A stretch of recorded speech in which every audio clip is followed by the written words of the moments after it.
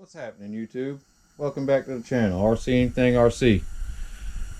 Hey, I got the 44-inch 8-scale hydro on the bench, and plan on doing repowering it, taking it from twin drive to a single, and I figure I'd make a rebuild video for y'all and share it with you. You know what I'm saying? So yeah, this is it. 44-inch 8-scale hydroplane. It's a beast of a boat. It's heavy. It's an older hull. It was laid up probably in the 90s. Obviously nitro or gas powered in mind. I've already gone through and filled in my holes where the stuffing tubes went through before, and that's where the motor mounts were. I epoxied over where I had to tear the motor mounts out. This is one of them. It's just an idea of where I'm going to put the single motor, something like that. The ESC right here. Probably stick the batteries in there. Speaking of motor and ESC, decided to go with a Triple S 4092. What was it, 1100 kV. I'm gonna be spinning 55-60 millimeter prop with this thing on 8S. So I'm pairing it with a Hobby Wing 200, the Seaking 200 V4 high voltage. I've got one in this red boat. I have not had a single problem with it. Good ESC. So yeah, I took care of this last night where the stuffing tubes come through, and got the transom taped off so I can fill the holes from the struts from before. So I just need to get it stood up on end and get some epoxy dripped into these holes nice and clean, like make sure it gets all the way to the tape. No air bubbles, no air pockets. So yeah, that's the plan. That's what we up to.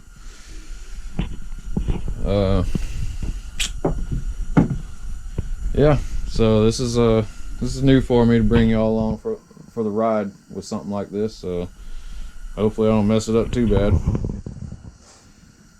So all right, I'll get y'all back on when I get some epoxy poured into these holes. And just like that, we got the holes all filled. It looks wet as hell in there. That's all rubbing alcohol. Just dip my finger in there, smooth it out, dip it, smooth it, dip it, smooth it. Got it all smoothed out and looking pretty good. Once that alcohol dries, it won't be as glossy. But yeah, that's that. That is that. I also pulled the tape off of the through holes where the stuffing tubes come through, and yeah, we'll get that prepped up and sanded and all that. Yeah, you can see light through there, of course, but we'll get that sanded down and covered up. Won't even ever notice. So real quick, I want to share with you guys the history I know about the boat. When this boat was purchased, it was supposed to be a scale unlimited hydro. It was the U13 Gilmore Special back in 1982. This is an 82 boat.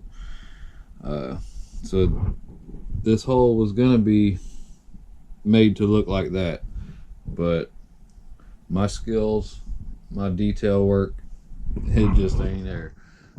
I wasn't even gonna attempt all that scaleism. But yeah, 1982 Gilmore Special U13. It didn't do too well back then.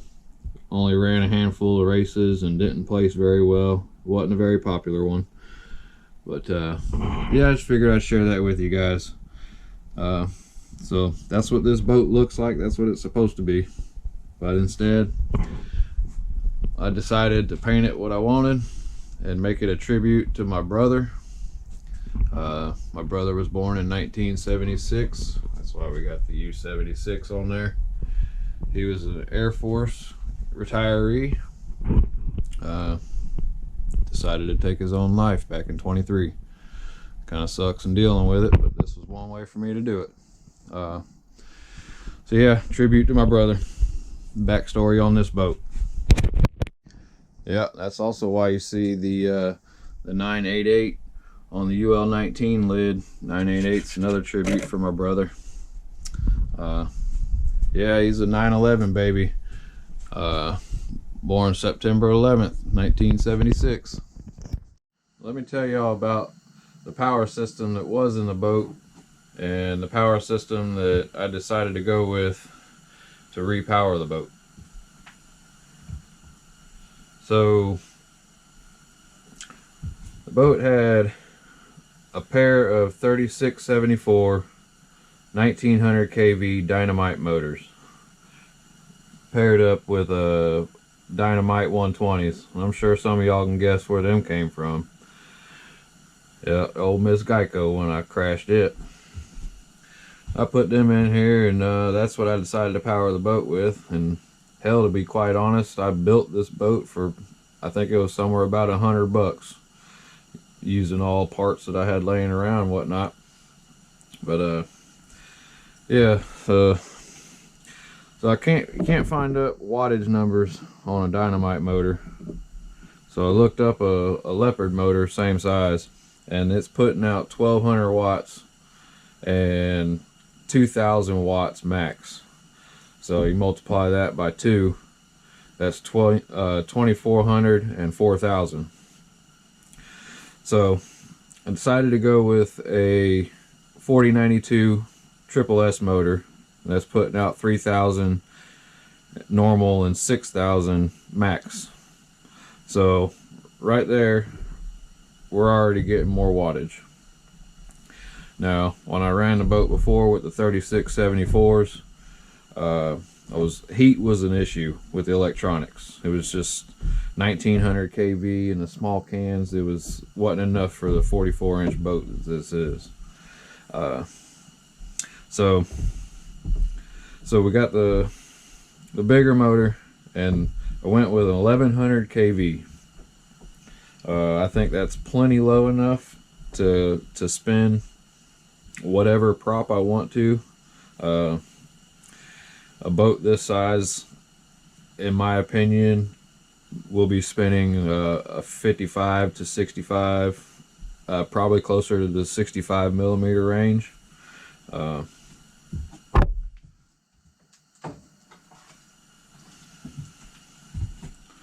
these are some of the props I'm gonna try out. I don't know, that's a H20 ABC H20. Got some other big ones, but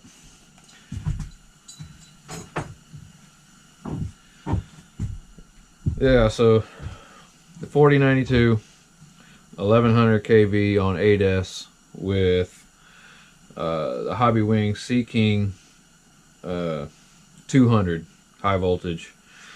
So, and just for shits to show y'all,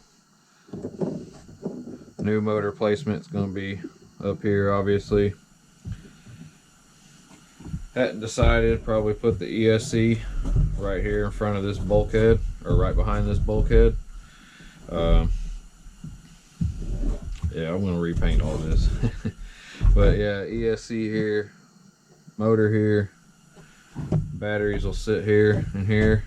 1 4S, 1 4S to make 8. And yeah, so that's where I'm at with the power system. I think I wanted to go with a 56104 and a Seaking 300, but I just, once I got to doing the math, I think this will be just good enough. You know, not overpowered, but it'll move the boat around and do ovals like I want. I'm not trying to speed run this. This is definitely an oval boat. So yeah, I think we're in the ballpark with the power system, and everything's going to work out pretty good. And as far as the rudder goes, this was what was on the boat, TFL center mount. So obviously it was right there. Can't go there anymore, can it? Because we're going to have a strut here. So I could reuse this and just put it off to the side, move this, flip it over to where my push rod's on the right side now, the correct side, which is the right side. Could do that, and I might do that because, you know, just might do it. It'd work. If I was racing the boat, no, I wouldn't do it. I wouldn't even think about it. But just pleasure, yeah, I think it'd probably be fine. And yeah, as far as the strut goes too, I got Speedmaster large 316 strut. I wanted the that bushing, that Speedmaster bushing setup that they use. Yeah, so that's the plan there. All right, fellas, I guess I'm gonna call that the end of episode 1. Done about all I can do, all I feel like doing now.